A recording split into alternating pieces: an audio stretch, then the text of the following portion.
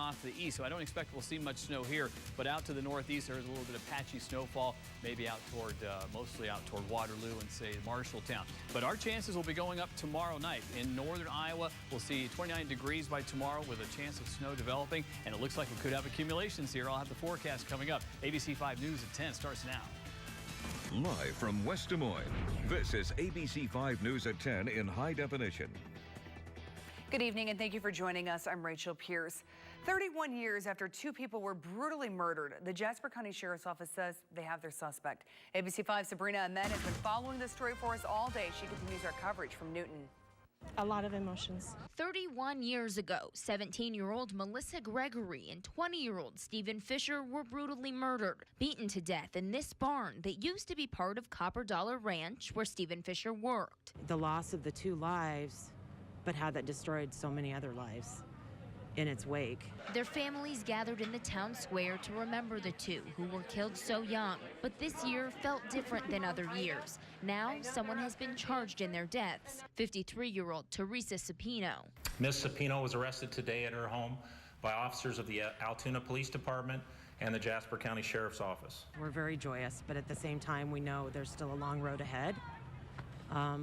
But we're never going to give up. Melissa's sister-in-law, Karen, says when her husband told her the news, it was the happiest he'd been in decades. That was the first time in many, many years that he actually had a light in his voice. At the time of the double homicide, Cepino was married to Stephen Fisher. They had separated and Fisher was dating Melissa Gregory, but Cepino and Fisher had children together, and that makes this hard even for the families of the victims. We're glad that, justice could be done. But, on the other hand, there's other now families that are going to be, in mourning as well. Even so, they are now one step closer to justice. I know that my mom, Ida, and Melissa, and Stevie, and Stevie's mom, Thelma, I know they're dancing. They're looking down on us, and they know that we're happy and that we're sad. In Newton, Sabrina Ahmed, ABC5 News. A body found in a Des Moines park last week has been identified. On Friday, a couple was walking in Birdland Park when they found a man's body near a tree. He's been identified as Philip Stanley. Police say that when the couple found him, Stanley was partially undressed. An autopsy was scheduled for today. Police don't suspect that foul play was involved. An accidental overdose is being blamed for the deaths of two people. In January, two bodies were found in a Boone home, Lisa Kurth and David Morrison. The state medical examiner says that both Kurth and Morrison died of accidental overdose of morphine. And in Kurth's case, also meth. Police say that the case is now closed. An early morning house fire has claimed the life of an elderly man. It happened at this mobile home park in Booneville just before 4 a.m. By the time firefighters got to the scene, the home was fully engulfed in flames. Officials said that they found the remains of 88-year-old Bob Sperling. Front part of the house had already collapsed. The back house was still, the back part of the trailer home was still up, but that collapsed almost immediately after we arrived. An autopsy has been scheduled to determine the cause of death, and the cause of the fire is also still under investigation. In Sioux City, an early morning fire sent one firefighter to the hospital. It happened around 7 a.m. at this apartment complex. When crews arrived, they found this scene, the second floor of the building in flames. The firefighter that was injured slipped from a ladder and fell 3 stories.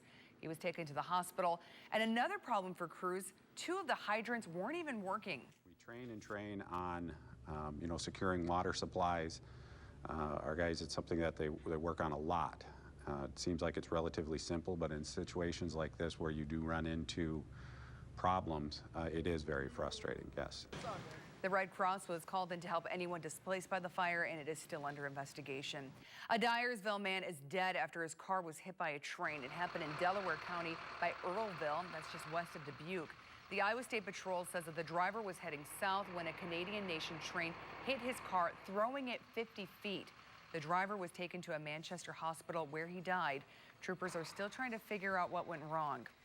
2 teenage boys have been charged in the death of a bald eagle. The Poweshiek County Sheriff's Office says that the both are facing multiple charges after they allegedly shot the bird near Montezuma last month. Deputies found the bird, took it to a veterinarian. It died. The DNR says that they are going to take away any weapons used in the shooting and also suspend both of the teens' hunting rights. The case is now being turned over to the juvenile court. Shooting a bald eagle is a federal offense. The unrest in the Ukraine continues tonight. Russian forces have reinforced their positions on the Crimean Peninsula, making it clear that Moscow's invasion is part of a long-term strategy. They have surrounded Ukrainian troops at their bases where they say they are prepared to fight. That is something the U.S. is trying to avoid. Secretary of State John Kerry is heading to the Ukraine this week to try and ease tensions. But in the meantime, the world is left guessing what Russian President Vladimir Putin will do next. And the conflict has connections to people right here in Iowa. ABC5's Ron Morosco visited Ames today, where some Ukrainian students at ISU spoke about the invasion. It's new tonight at 10. It's a peaceful day on the campus of Iowa State today. That's not the case on the other side of the world in Ukraine. I think they want to split the country in half. Shalika and Vladimir are Ukrainian students and are trying to fight what they say is Russian propaganda. The media coverage is so huge that there is no excuse not to know the truth. The truth, they say, is after the Ukraine people wanted to ally with the European Union and forced the Ukrainian president to skip town, Russia felt threatened. As a student here at ISU, my personal opinion, it is not as small as protecting the Russian ethnic people. They say the Russian media is spinning how much danger Russians living in the country are in. You look closer, none of them are in danger. We cannot blame Russian people for not knowing this. We do blame them, though, for not willing to dig deeper. It's so easy now to form your own objective opinion, just observing the internet from the multiple points of view. Shalika and Vladimir say Ukraine has been a peaceful, progressive nation the last 20 years since separating themselves from the Soviet Union. Democracy, for human rights. And this latest Russian occupation has mobilized the country. The country's spirits and the patriotism of the country has risen up so high. We personally have never witnessed something like that. They say thousands are joining the Ukrainian military to fight back, even though Russia is occupying such a small region. War is war, and war does not touch just one part. In Ames, Ron Morosco, ABC5 News. All right, thanks, Ron. And the turmoil in Ukraine has impacted even more ISU students. 21 ag students plan to study the pork industry in Ukraine and Russia in May, but after the State Department issued a travel warning in the country, the university canceled the trip. The students were very upset, of course, at first. They've been meeting since January in class to prepare themselves for their travel to Ukraine and Russia. When we explained the situation, they totally understood. The school has a long history of sending students to Ukraine. They planned to look for an alternate country to study the swine industry, possibly a Western European or Scandinavian country. Also happening in Ames, the Convention and Visitors Bureau is asking voters to pass a $19 million bond tomorrow. It'll pay for half of a new convention center, but some say the cost outweighs the benefits.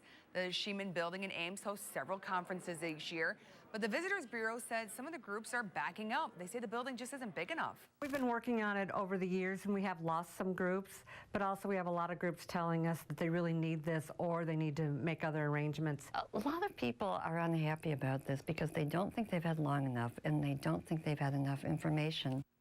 The bond referendum needs more than 60% of the vote to pass. More than 1,100 people showed up at a West Des Moines business today looking for a new job. Athene USA headquarters hosted a job fair this evening. They're adding 225 new full-time jobs at their headquarters on Mill Civic Parkway, West Des Moines. The company's closing a branch in Topeka, Kansas, and moving all those jobs here. They say that they are very excited to be expanding their operations here in the metro. Well, I mean, we're calling this our home, so we're looking forward to having a lot of opportunities for all kinds of entry-level and up to senior vice president level positions here in Des Moines. The company says that some of those people that applied tonight could have been hired on the spot. Okay, before we head over to Brad, we are following a developing story out of Leon. We're told the entire city is currently without water and that both water towers are empty. A boil order has been put into effect. People are being told to conserve what water they do have. The city says they don't know how long this problem will be lasting until it's finally fixed, and we'll continue to follow this developing story, of course. Somebody stole their water. Somebody stole their, but empty water towers, that's pretty crazy. Yeah, it is. What else is crazy? This is weather. Yeah, it's been crazy. Same story, different day. You know, a couple years ago, we had those record highs in March. We were in the 80s for like a week. Not this year. It's cold out there, but it will get warmer in the forecast coming up. Next on ABC5 News at 10, a big endorsement. Which two top Iowa Democrats are putting their support behind Senator Jack Hatch for governor? Plus, the girls are hitting the court down at the Well, who came out on top today at the girls' basketball tournament. And coming up after weather, it's Variety Week here on ABC5. How one organization is continuing the legacy of one Metro realtor. These stories and more when ABC5 News at 10 continues.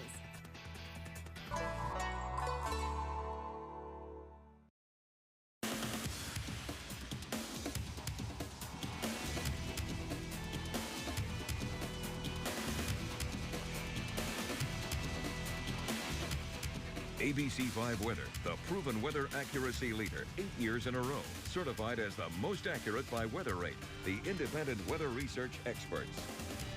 And welcome back, everyone. The average high is 43 degrees. Wouldn't that be nice just to be average out there? Well, I did some figuring. Put all the numbers together, did an average. We've averaged 4.8 degrees so far this month for the first 3 days of March. Take all the highs, all the lows, average them together. That's the coldest first 3 days of March ever, and that's about 120 years worth of records, so pretty impressive.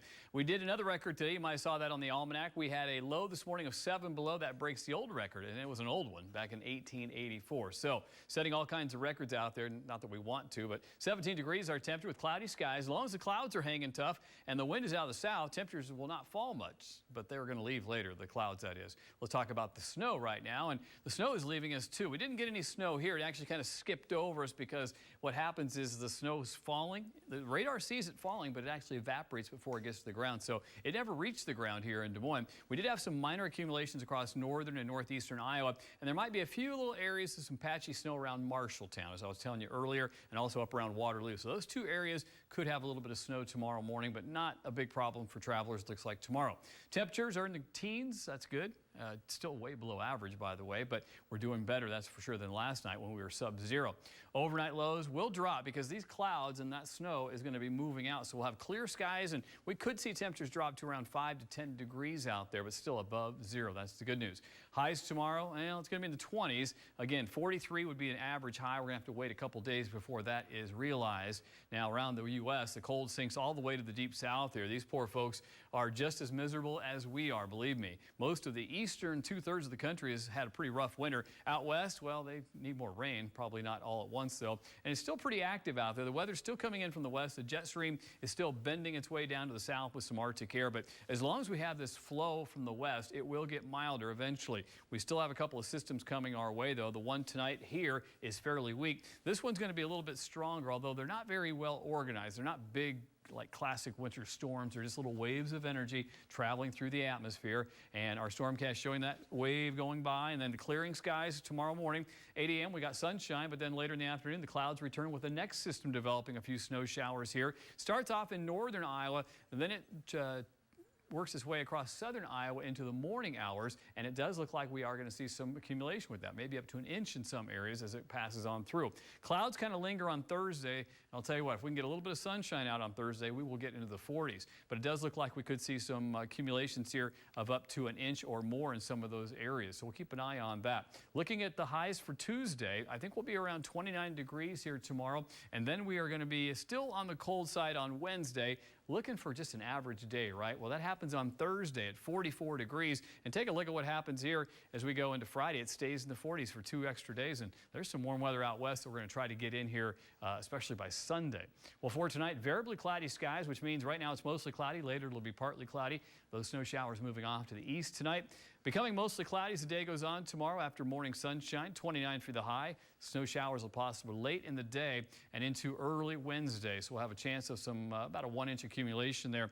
Breezy weather on Thursday, but I hope we can get to 44 degrees by late in the day there in Des Moines. It stays mild for most of the forecast. And of course, Sunday is not only a warm day, but it's also the beginning of daylight saving time.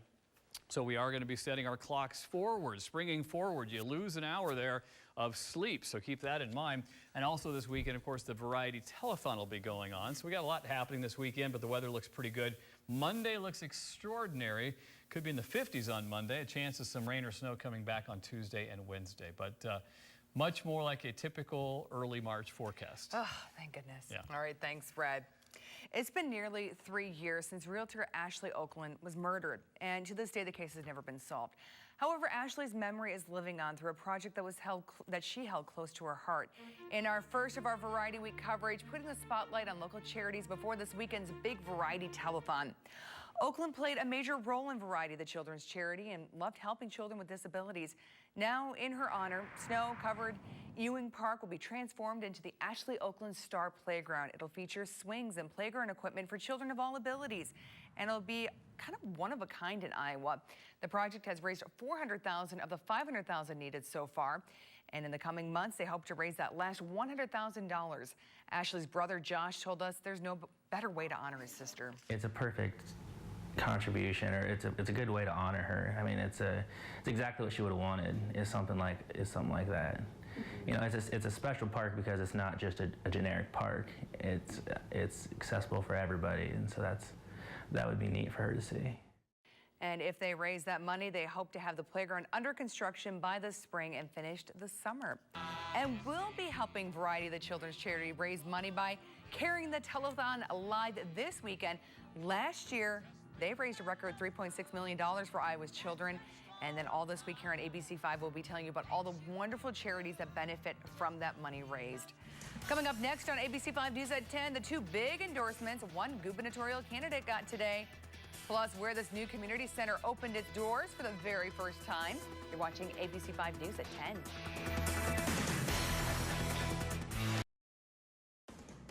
You're watching ABC5 News at 10. West Des Moines is taking on a pesky problem by hiring a full-time forester. The city says that they are just in the planning stages, but they want to hire a person for the position to oversee the removal of about 1,200 ash trees.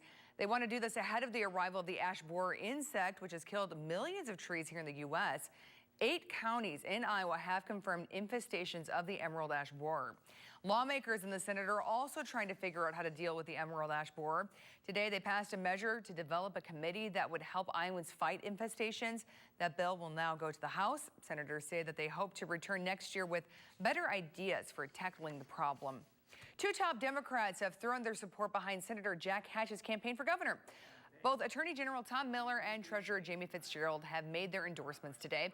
They say that Hatch has taken on some big challenges while in the Senate, and both believe that he would do the same as governor.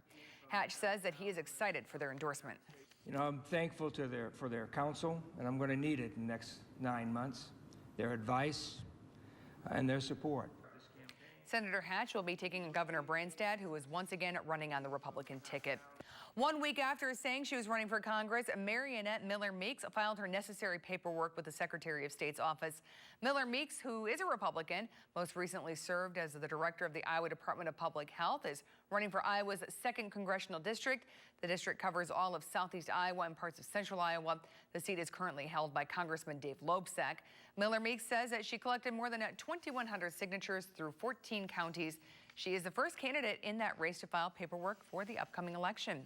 Tomorrow is Election Day in Des Moines, and it means voters will head to the polls to vote on a new franchise utility fee.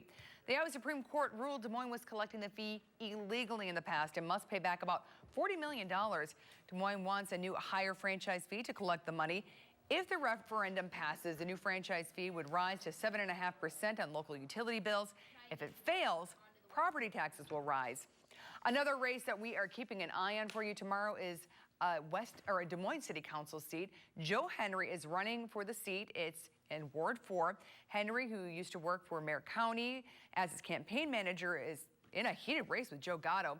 Gatto owns a few restaurants around the metro, and we'll have complete election results of both of those races tonight on ABC5 News at 10. A new community center opened its doors today, serving the west side of the metro. The new center, which is on 6th Street in Valley Junction, has a lot of amenities, from a computer room, a fitness center, and even a billiards room. Has a lot to offer. The county says that the entire project has been a long time coming. I mean, every day you see the vans driving by, watching the progress, and today we were able to open the doors and have them come. So it's been a great, long time coming and a great thing for them. And the new facility is also one of the 17 meal sites here in Polk County. The previous site served more than 13,500 meals to seniors last year. Sports Director Dave Zawolinsky joins us now. It's safe to say a little bit of basketball going on around the metro? Just a little bit. The girls are down to state. The boys are trying to get there. A couple of sub-state finals go down to the wire. You got your highlights and reactions from a busy day of high school hoops next.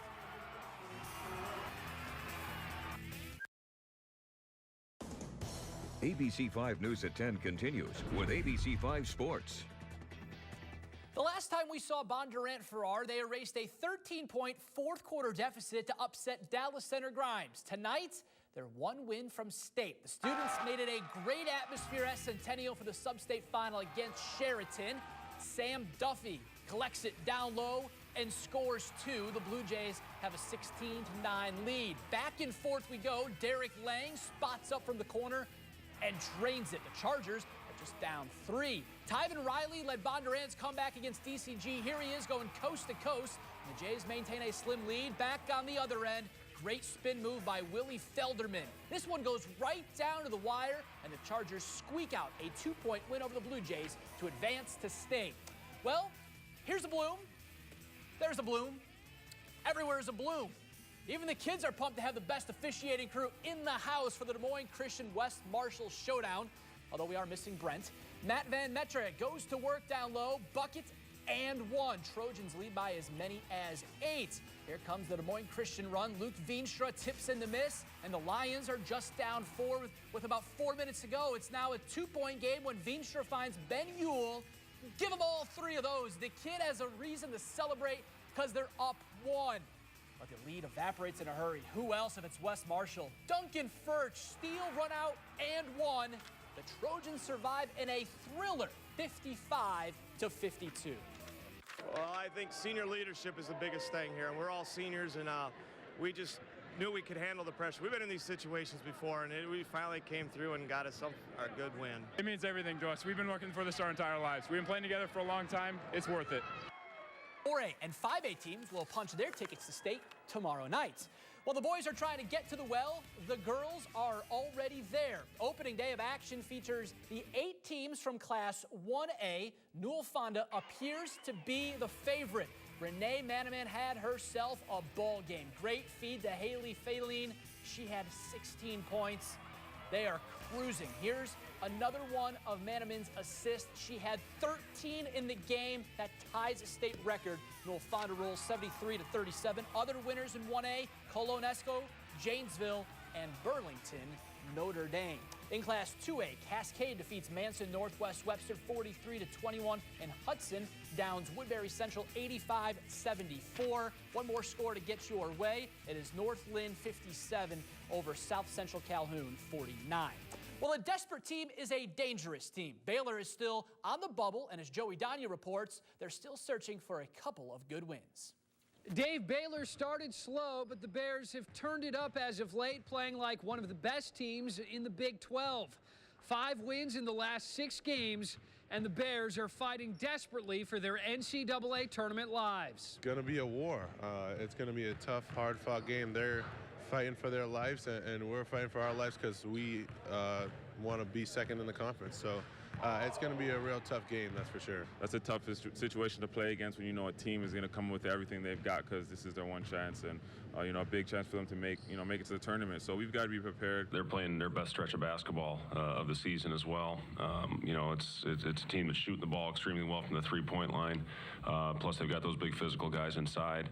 They have the 3rd highest offensive rebound rate in the nation. And with just 2 games to play, Iowa State finds itself in a 4-way tie for 2nd place. Not bad for a team many expected wouldn't even finish in the top half of the league. From Ames, Joey Danya, ABC5 Sports. Joey, thanks. In all likelihood, Iowa State needs to win both games this week to avoid a semifinal in the Big 12 matchup against Kansas. Iowa State and Baylor tip off tomorrow night at 6 over on ESPN. How about Marion native Marcus Page? Last week he hit a game winner. Tonight he does it on the defensive end. Page rejects Eric Atkins at the buzzer. UNC beats Notre Dame by 2. That's 12 straight wins for the Tar Heels. So we got Iowa State, plus Marcus Page, and Doug McDermott. Yeah, Player of the Year candidate. It's going to be a fun March. Yeah, it will be. All right, thanks, Dave. Well, here's a look at what's coming up next on Jimmy Kimmel right after this newscast. Thanks. Here's a snippet of what we're up to tonight. You are sweating a lot. Let me get you some tissues here. No, we're good. We're good. Do you mind if I dab you, Mr. Mayor? It's all right, no problem. We'll auction this off on eBay afterwards.